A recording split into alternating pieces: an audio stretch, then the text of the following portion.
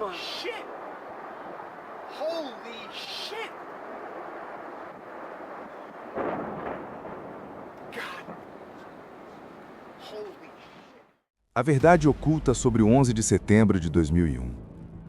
Imagine a manhã de 11 de setembro de 2001. O céu de Nova York amanheceu limpo, azul, quase irreal. Pessoas caminhavam apressadas pelas ruas, cafés fervilhavam de conversas, e ninguém poderia prever que aquele dia mudaria a história da humanidade para sempre. De repente, um rugido metálico corta o ar. Um avião comercial carregado de passageiros comuns mergulha contra a torre norte do World Trade Center. O impacto é brutal, o fogo se espalha como uma fera indomável e o mundo inteiro para diante das telas. Minutos depois, quando ainda tentávamos compreender a dimensão da tragédia, outro avião surge e atinge a segunda torre. As imagens correm pelo planeta em tempo real, deixando bilhões de pessoas incrédulas, presas entre o silêncio atônito e o grito de desespero.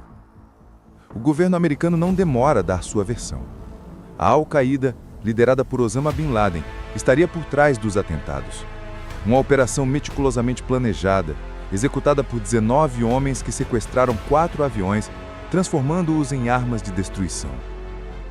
Mas é justamente aqui que a narrativa desperta um sussurro incômodo. Porque se tudo foi tão bem arquitetado, se havia tanto preparo envolvido, surge a primeira dúvida inevitável. Como o país mais vigiado e protegido do mundo não conseguiu prever nada disso? E é nesse ponto que a história dá um passo ainda mais sombrio, levando-nos ao próximo enigma: as alegações de que alguém, em algum lugar, já sabia o que estava para acontecer. Dias antes do ataque, o coração financeiro de Nova York seguia seu ritmo frenético. Mas nos bastidores, relatórios confidenciais, mensagens truncadas e até movimentações financeiras incomuns começavam a levantar sobrancelhas discretas. Alguns serviços de inteligência estrangeiros, como o Mossad e a própria Alemanha, afirmam ter emitido alertas. Pilotos em treinamento chamavam a atenção com suas habilidades estranhamente seletivas. Sabiam decolar, mas não demonstravam interesse em aprender a aterrissar.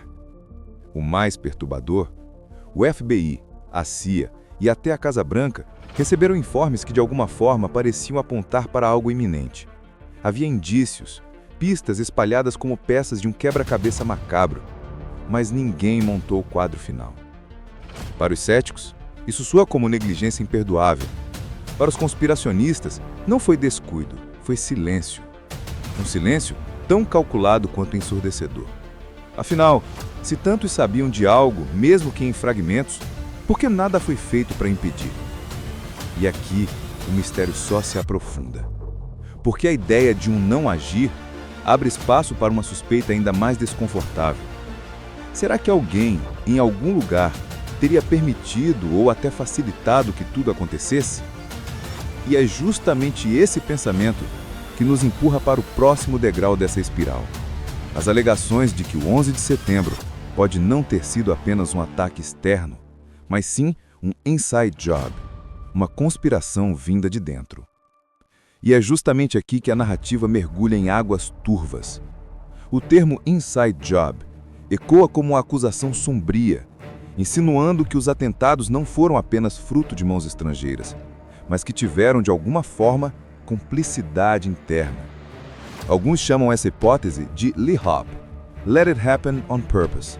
Em outras palavras, sabiam que algo estava para acontecer, mas fecharam os olhos, deixando a tragédia se concretizar, porque dela poderiam nascer interesses maiores. Outros vão ainda mais fundo, levantando o MIHOP, Made It Happen on Purpose. Não apenas deixaram, mas ajudaram a construir cada detalhe do horror. Essa linha de pensamento encontra combustível em perguntas desconfortáveis. Por que ordens de interceptação aérea demoraram tanto? Por que a defesa mais sofisticada do planeta, o NORAD, parecia ter sido pega de surpresa como uma criança ingênua? Por que documentos cruciais foram lacrados ou escondidos por anos?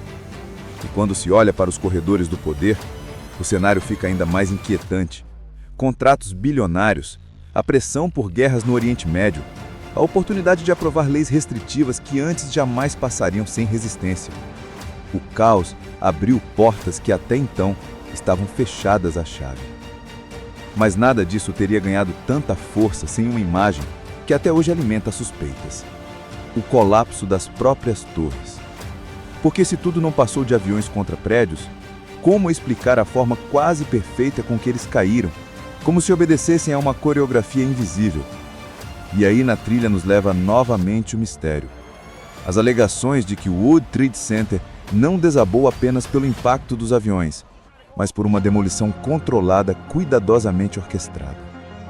As imagens estão gravadas na memória coletiva da humanidade. As torres gêmeas ardiam como tochas colossais e então, diante de milhões de olhares incrédulos, desabaram. Não em pedaços desordenados, não como se fossem vítimas apenas do fogo, mas numa queda quase simétrica, reta, limpa, como se obedecessem a um comando invisível.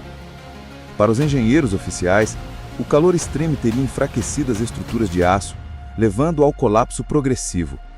Mas para os teóricos da conspiração, aquilo mais se assemelhava a um espetáculo de demolição controlada. Afinal, como duas torres de 110 andares poderiam cair de maneira tão semelhante em tão pouco tempo? E como se não bastasse, há o terceiro fantasma dessa história, o edifício WTC-7. Nunca atingido por aviões, ele também desabou horas depois, como se fosse feito de cartas. Vídeos mostram seu colapso em queda livre por alguns segundos, detalhe que para muitos é impossível sem explosivos cuidadosamente posicionados. Pesquisadores independentes dizem ter encontrado vestígios de nanotermita nos escombros, um material altamente explosivo. Bombeiros relataram ouvir estouros sucessivos, como se fossem pequenas explosões internas antes da queda. Coincidência ou evidência? Mas se as torres foram derrubadas de dentro, o que dizer do Pentágono e do voo 930?